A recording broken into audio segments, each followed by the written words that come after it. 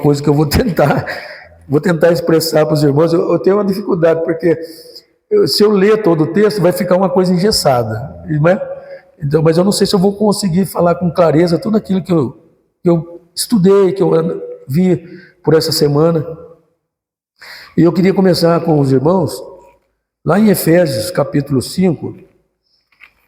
Os irmãos pudessem abrir Efésios, capítulo 5.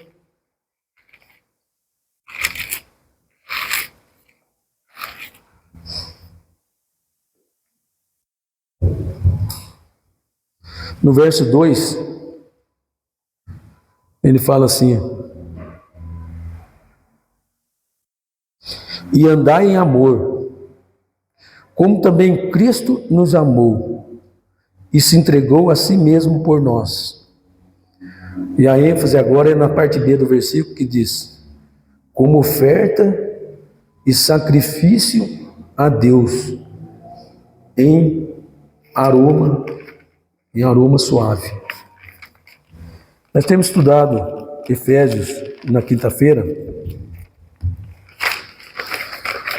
e eu examinando um texto falando sobre o prazer de Deus em ferir o seu filho.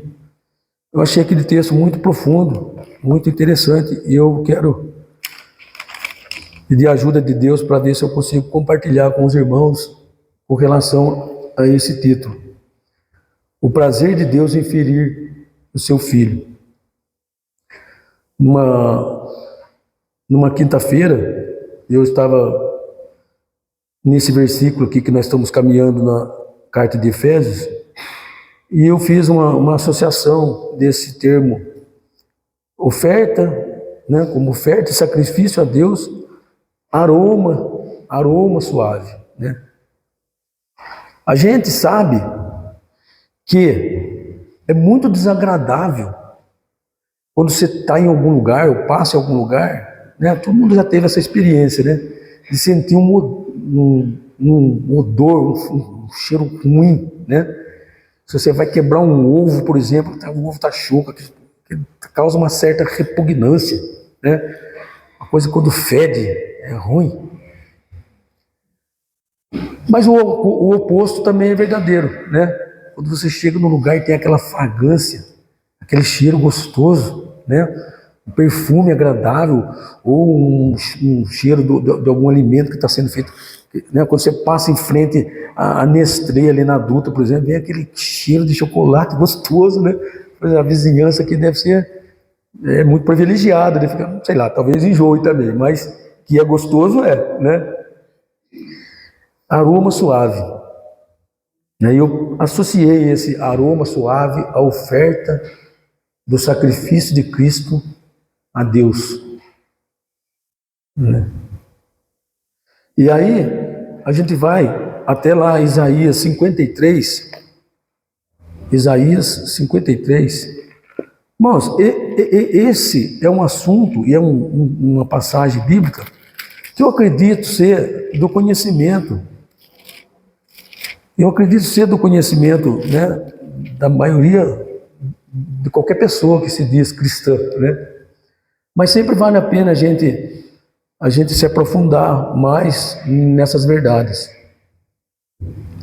Que fala, Isaías 53:10: todavia ao Senhor agradou moê-lo. Então entenda esse agradou moê-lo como esse aroma, esse cheiro suave, né? Fazendo-o enfermar. Quando a sua alma se puser por expiação do pecado, verá a sua posteridade, prolongará os dias, e o bom prazer do Senhor prosperará na sua mão. Então, essa ideia de o pai sentindo prazer em moer seu filho, né? Em sacrificar seu filho. Não pode isso. A grande questão aqui, irmãos, é que uma coisa que precisa ser falada, um mandamento que Jesus respondeu, alguém que chegou para ele, alguns que chegaram para ele, perguntando qual que era o grande mandamento. Isso aí está lá em Marcos 12:30. Se alguém quiser abrir e ficar ali dando uma olhada, nós não vamos ler, mas...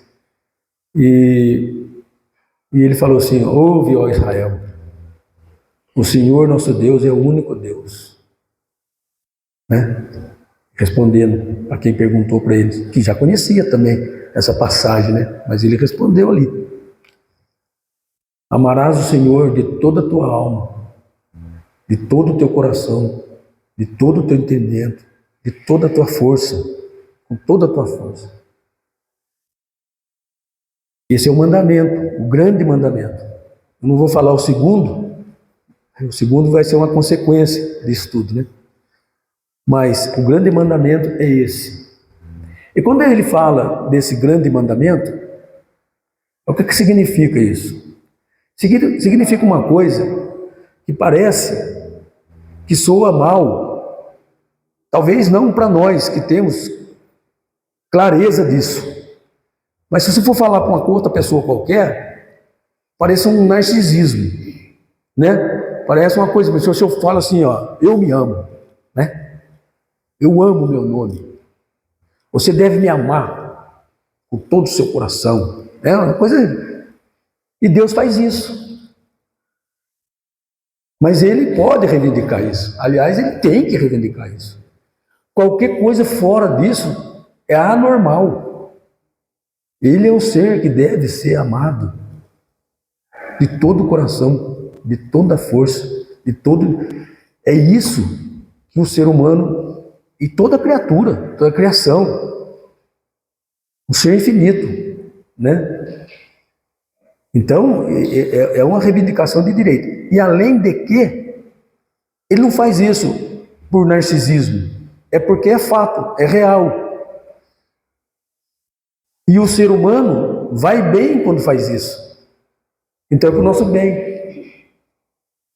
Então, uma coisa que tem que ficar clara aqui, quando ele fala aí, é que Deus, Ele ama o nome dEle. Deus, Ele tem prazer no nome dEle.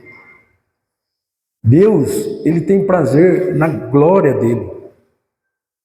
A glória dEle, Ele tem. E isso não é narcisismo, mas é uma realidade.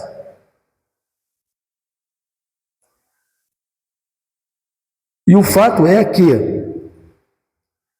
só fazendo um parênteses aqui, eu tenho que tomar cuidado com parênteses, porque depois eu não volto, eu enrosco no final do parênteses, não volto no raciocínio. Mas eu vou fazer um parênteses aqui que eu lembrei. Meu Deus. Quando a gente fala, às vezes de uma forma subjetiva, a gente não vai com tanta profundidade. Parece que é bonito fazer isso. E a gente faz. E é bonito mesmo. Mas a gente começa a falar sobre a natureza. A gente começa a falar sobre a criação. Aí a gente dá o exemplo do pôr do sol. E aí você vai viajando aí nas coisas macros, que você não alcança, mas que você sabe que é grandioso. E nas micro, que só o microscópio vê. Tudo criação de Deus. Coisa fantástica. Né? Quando a gente vê umas fotos, alguma filmagem, a gente vai, você chega num lugar escuro, lá na roça, né, Verão? Você vê aquele céu estrelado assim, você vê a grandeza de Deus naquilo, é coisa maravilhosa. É coisa maravilhosa. Só que, muito mais maravilhoso do que isso, ou seja, a obra da criação, a obra da manutenção de Deus nas coisas, tudo, Deus está cuidando de tudo, não tem nada fora do controle dele. Ele está cuidando de tudo, irmãos. A gente pode descansar nisso. Mas muito mais profundo e muito mais significante. E é emocionante falar isso, irmãos. Se a gente pensar na profundidade, é a obra da redenção. A obra da criação é algo fantástico. Mas a obra de Deus na redenção, e considerando que a obra da redenção não foi uma coisa que assim, pegou Deus de surpresa. Puxa vida, e agora? pecaram. O que eu faço, né? Não, já estava sendo planejado dos tempos eternos. Eu não sei, quem que vai compreender a mente de Deus? Nós não vamos compreender a mente de Deus, né? Mas é bíblico dizer que a obra da redenção já é coisas de tempos eternos, vem da eternidade com Deus. E essa obra da redenção implica nisso que nós acabamos de ler, Isaías 53. Né? Então, ao mesmo tempo que Deus ama o nome dele, a glória dele, isso inclui a constituição de um povo que vai adorar ele por toda a eternidade. Eu não vou entrar no mérito da questão aqui, embora a Bíblia fala desse termo, né? Eleitos, escolhidos, não vou entrar nesse mérito, né?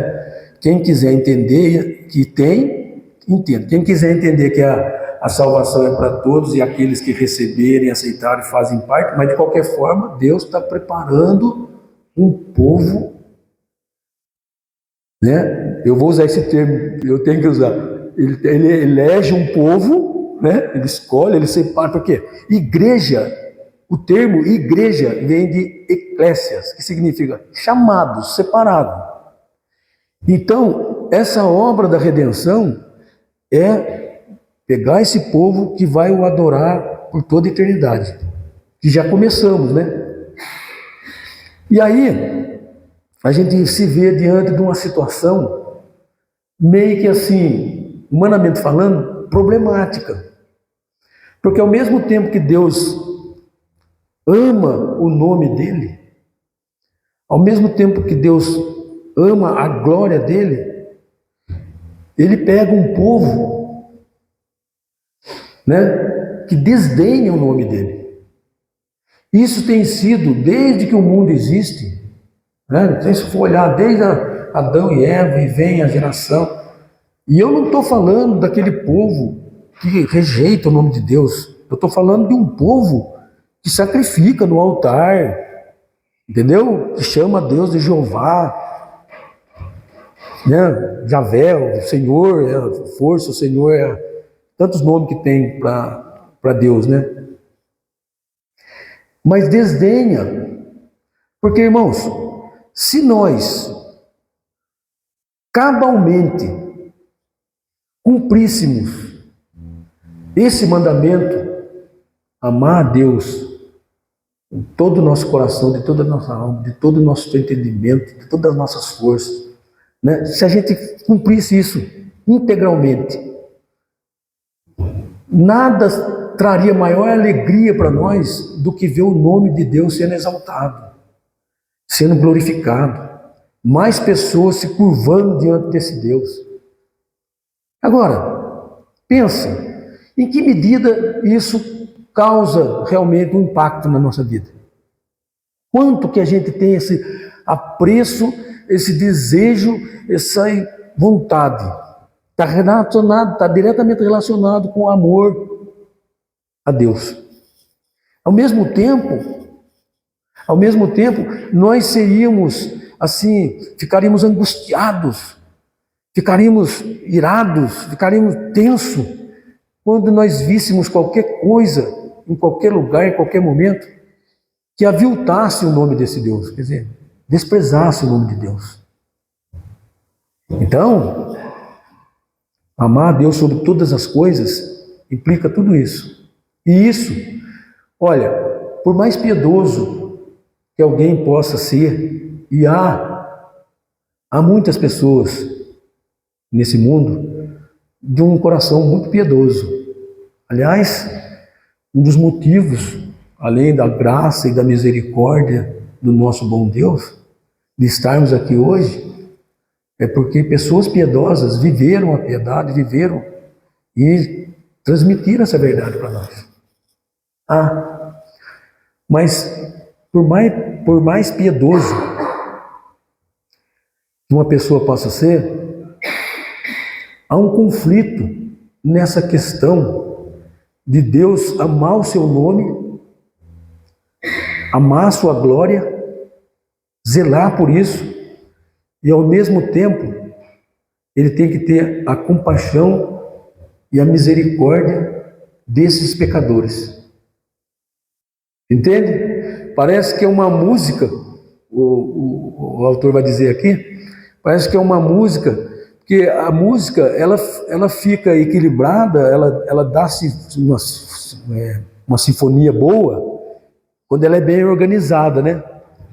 Você pega um tom e altera ele, tem um entendo de música, e podia falar isso aí era o Johnny. Mas nessas duas questões parece que é uma coisa esquizofrênica. Deus ama a glória dele, mas põe pecador para fazer parte disso, né? Parece que não bate isso, porque a redenção é algo que proporciona isso. É algo que Deus está fazendo no decorrer da história toda, né? E vai ser conclusiva. E por isso é que nós encontramos essa passagem que fala que ele se agradou em moer o seu filho. É aquele que não cometeu pecado, se fez pecado por nós.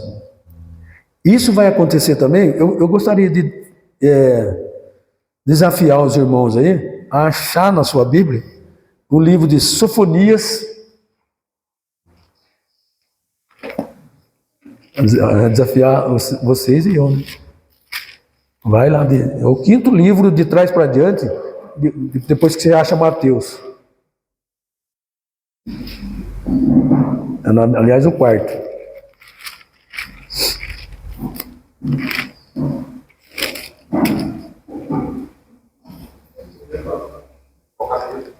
Peraí. Eu tô meio perdido aqui. Sofonias 3, 17.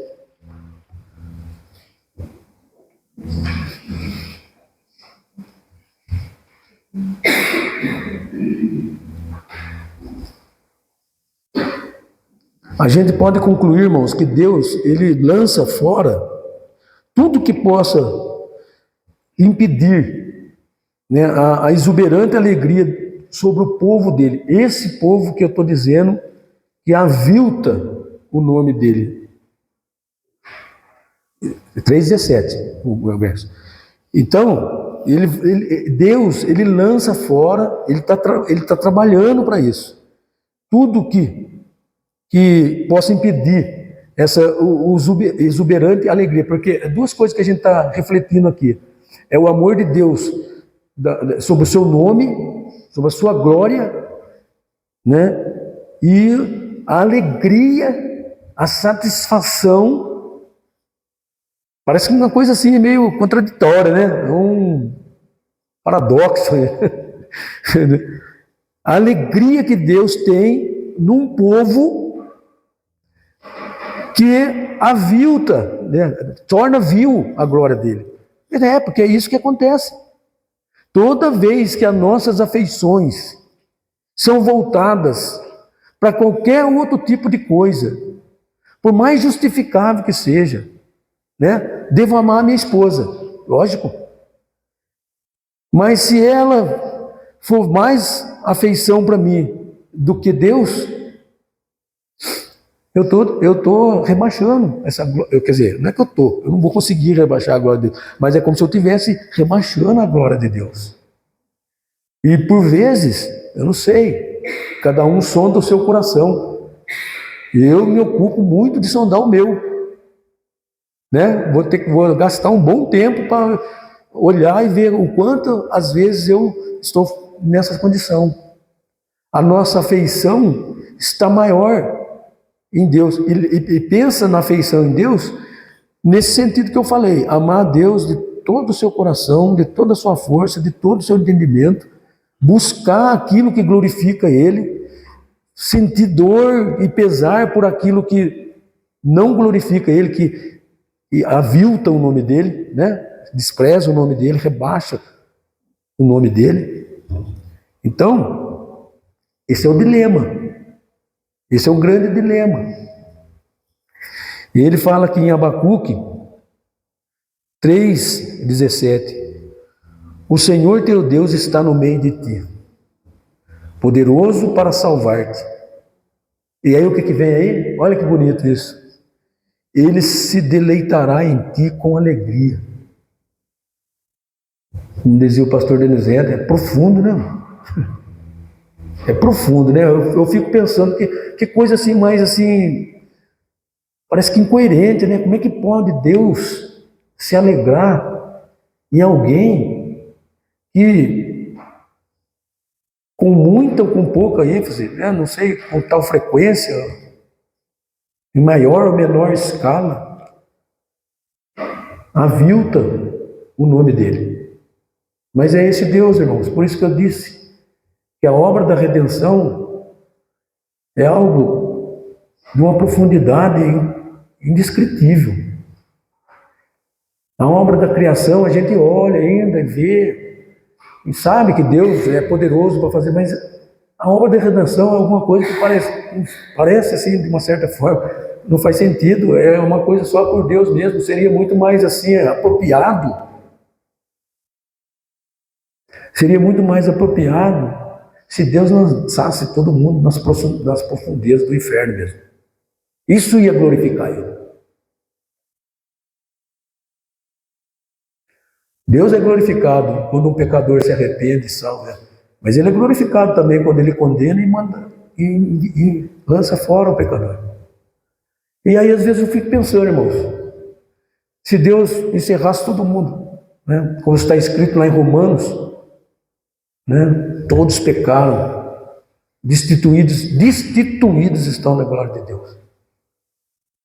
Aí fazia jus a glória de Deus, o amor pela glória dele, o amor pelo nome dele, né?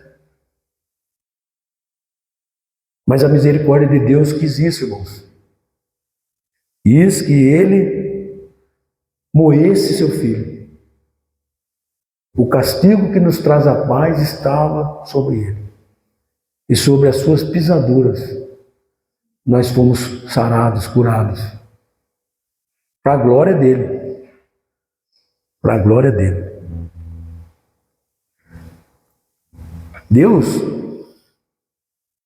não vamos dizer que ele tinha o prazer sádico de moer o seu filho, mas era o resultado que isso ia trazer. E eles estavam juntos nisso.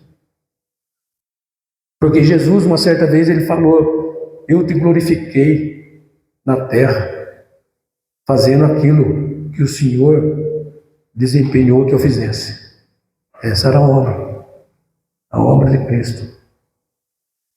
Então, irmãos, isso, no mínimo, leva-nos, né, numa reflexão, numa compreensão de que o mundo não entende isso. Nós, por vezes, ficamos também incompreendidos nessa questão. Porque nós vivemos assim. Nós vivemos achando que nós, assim, ainda que no subconsciente, nós temos que fazer alguma coisa. Presta atenção nesse negócio que é importante mesmo. Entender dos dois lados da coisa. Fazer alguma coisa para a gente merecer o que nós já recebemos sem merecer. Não tem o que nós façamos, irmão. É uma obra de Deus. É Ele que está fazendo. O que pode acontecer é uma reflexão profunda e com gratidão a gente viver de acordo com o que Deus quer que a gente viva. Mas essa obra da redenção, ela não pode ser alcançada por nós mesmos. Não pode. É só Deus.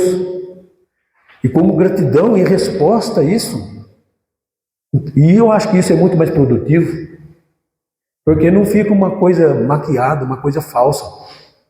É uma coisa que você compreendeu, entendeu, falou, poxa, Eu quero viver esse amor, eu quero viver essa graça, não é? Isso é bastante interessante. Então, eu quero concluir esse verso aqui, né? O Senhor teu Deus está no meio de ti, poderoso para salvar-te. Ele se deleitará em ti com alegria. Renovar-te-á. Está vendo? Que eu não entendo muito de português, mas fica claro aqui que é Ele fazendo. É Ele renovando. É Ele salvando. É Ele transformando. É Ele glorificando. Renovar-te-á no seu amor. Regozijar-se-á em ti com júbilo. Se isso não promover no nosso coração uma disposição de querer servir a Deus, e olha, como é que a gente serve a Deus? O pastor Clã tem falado muito isso aqui, né? A gente serve a Deus quando a gente serve, e aí vem o segundo mandamento. O segundo, Jesus fala lá, né? Quando a gente serve o próximo. É a maneira, né? Não é o contrário. Não é que a gente serve, porque daí é obras, ou são obras. Você está tentando alcançar o céu com as obras. Por isso que dá confusão, né? Tá vendo? Eu ajudo, faço. Eu fariseu lá, né? Eu dou graças a Deus, eu dou o dízimo, eu faço isso, eu não sou como aquele publicano. Então, aí você está querendo entrar no céu batendo nas suas costas, né? Primeiro, é amar a Deus sobre todas as coisas. Depois é uma consequência. Quando a gente vê a obra da redenção, o que de fato Deus preparou para nós, então a gente responde dessa forma, né? Muito interessante, a obra da redenção.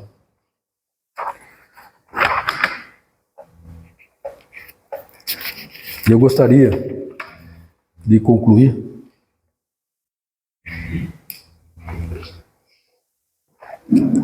e uma escandidinha aqui. Obrigado, irmão Danilo.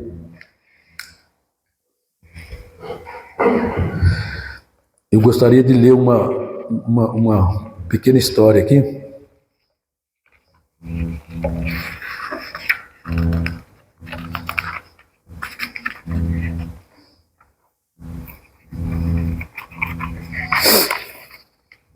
O assunto é bastante extenso, irmão, mas como eu falei, eu não sou capaz de reproduzir com tamanha clareza tudo isso que eu vi, mas eu acredito que para a lição dessa manhã, eu acho que já teve assim algum impacto, né? Já a gente entender isso, é lógico. Jesus, em João 10, 15, 17, ele fala: eu dou a minha vida pelas ovelhas. Por isso o Pai me ama, porque dou a minha vida para tornar a tomá-la. E em João 17:4 Jesus orou, como eu já falei agora para os irmãos: eu glorifiquei-te na terra, tendo consumado a obra que me deste a fazer. E antes de ler essa história, mais um parágrafo que eu quero ler para os irmãos é aqui. Quando Jesus morreu, ele glorificou o nome do Pai. É aquilo, porque ele ama a glória do seu nome, né? E salvou o povo do Pai. E não tem o Pai prazer em seu nome? E não se regozija Deus sobre o seu povo com grande júbilo? Então, as duas coisas. O prazer pelo seu nome e o grande júbilo pelo povo. Essa foi a obra redentora. Como então não se deleitará no ferimento do Filho? Na resolução final dessas duas alegrias? Então a resposta desse título, né, que Deus tem prazer em ferir o seu Filho. Parece uma coisa assim muito estranha, muito contraditória, mas é isso. Ele não tem prazer na morte, no ferir do Filho, mas no resultado que aquilo traz ou trouxe. E foi uma coisa unânime entre eles ali. E aí, para encerrar, eu vou ler uma história aqui, que ele fecha com isso aqui, que descreve mais ou menos essa questão da obra de redenção, né? Houve uma vez uma nação governada por um príncipe malvado. Havia vindo de um outro país e escravizado o povo daquela nação, fazendo-os miseráveis com uma vida de trabalho forçado em suas minas de carvão em um desfiladeiro. Construiu uma linha massiva de trens que levavam os escravos todas as manhãs para as minas, sob pesada guarda. 2 homens, porém, viviam ainda livres nessa nação. Um já de idade avançada e o outro jovem ainda. Viviam ambos em um terreno inacessível, sobre uma alta colina de onde se avistava a linha de trens. Ambos odiavam aquela linha de trens e desejavam destruí-la. Planejaram e oraram e se fizeram conscientes da realidade do céu. A noite, para operarem, finalmente chegou. Seus corações pulsavam com intensa alegria. Era um plano difícil, mas era possível coordenar o tempo necessário entre o movimento. Bonito. Cadê meu celular? Sempre tem os imprevistos na vida, né, meus irmãos? Sabe o que aconteceu? A minha filhinha querida não copiou inteiro. Ah, não, peraí, tá aqui sim. Oh, desculpa, Amy. Tá aqui sim. Já ia julgar a Amy já. Isolia. Mas era possível coordenar o tempo necessário entre o movimento da guarda para que se carregasse rapidamente explosivos para um ponto estratégico da linha férrea. Mas não se podia evitar que aquele que carregasse os explosivos fosse visto em seu regresso. Uma missão suicida. Então, para estarem seguros de que a linha de trens explodisse, o homem mais jovem, se parecer familiar, né, é proposital, teria que fazer a detonação pessoalmente. Mas eles criam na vida celestial e, ademais, amavam o povo daquela nação. Assim, só no pensar no sacrifício fazia com que seus corações saltassem de alegria. Entende? O prazer de Deus em moer seu filho tinha um porquê, né? Chegou o momento esperado. Dobraram o mapa do percurso, levantaram-se da mesa onde se reuniam, abraçaram-se, e quando o jovem entrou, chegou até a porta, virou-se com os explosivos nas costas, olhou o ancião e disse: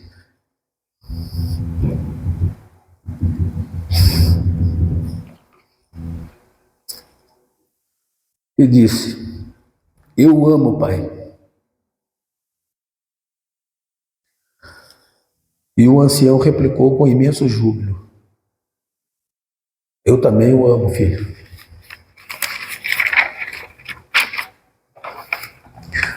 Essa é a história da nossa redenção, irmãos. Que Deus tenha misericórdia de nós e faça-nos, né, ser parte desse povo com o nosso coração palpitante de fato, de preservar essa realidade, fazer manifesta essa verdade a todos, ter realmente no nosso fundo do coração esse desejo. Às vezes nós avaliamos a questão do evangelismo, da salvação, e não é de tudo errado. Não é de tudo errado isso, irmãos. Ter compaixão pelas almas, a gente tem que ter. Mas eu entendo, irmãos, que esse não é o objetivo principal. O objetivo principal é a glória de Deus. Ele está preparando um povo. Então, o nosso intuito deve ser levar o Evangelho a toda a nação, a todo o povo, a toda a família, mas com isso no coração. Eu quero exaltar o meu Deus. Eu quero glorificar o meu Deus. Né? Quando Zaqueu, o publicano, subiu no sicômoro lá para ver Jesus passar, ele queria ver, né? E Jesus falou para ele: desce, que me convém comer na sua casa. E ele falou assim: esse também é filho de Abraão. Entendeu? Então, quando nós formos surpreendidos por causa do testemunho que nós estamos dando, com aquele desejo de glorificar a Deus. Lembra daquela frase? Eles quer ouçam, quer deixem de ouvir. Se não me engano, foi, com certeza. Foi, não tenho certeza se foi Davi que falou. Quer ouçam, quer deixem de ouvir, saberá que há Deus, que há um Deus. Então, quando nós estivermos realmente testemunhando desse Deus, para glorificar o nome dele, nós vamos ficar satisfeitos com o resultado disso, porque Deus haverá de salvar aqueles que ele quiser salvar. Então, para a honra e glória de Deus, eu digo isso: louvado seja Deus. E vou ter um momento de oração agora.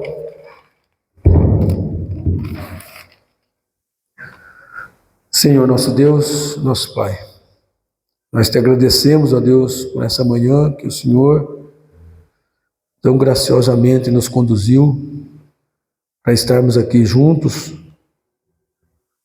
adorando o Senhor, louvando o Senhor, Deus. Que o Senhor, Pai, também, através do Teu Espírito, ó Deus, esteja realmente ministrando a Tua palavra nos nossos corações. Que nós possamos realmente ter fogo do Teu Espírito nos nossos corações, ó Deus. Que vivamos, ó Deus, com intensidade esse fervor, ó Deus, pelo zelo do Teu nome.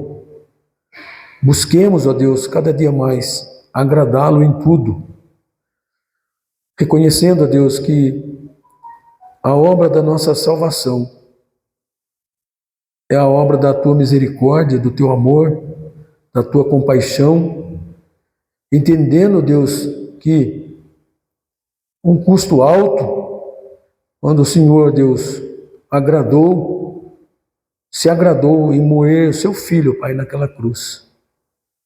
Louvamos também pelo Filho, Deus, que se entregou voluntariamente, como ovelha muda, diante dos tosqueadores ali, ó Deus, ele não abriu a boca, mas se rendeu, ó Deus, viveu a vida plena do Espírito, satisfez e te honrou e te glorificou todo o tempo, ó Deus, embora creamos, ó Deus, que nenhum ser neste mundo viveu sob tantas tentações, ó Deus, sob tantas pressões, mas ele foi fiel ao Senhor, Pai, e pôde ser considerado o nosso substituto no Calvário. Louvado seja o Senhor por isso, ó Deus. Ajuda-nos, ó Pai, a honrar esse princípio, essa verdade, essa obra do Senhor na redenção, para a Tua honra e para a Tua glória, em Cristo Jesus. Amém. Obrigado, irmãos.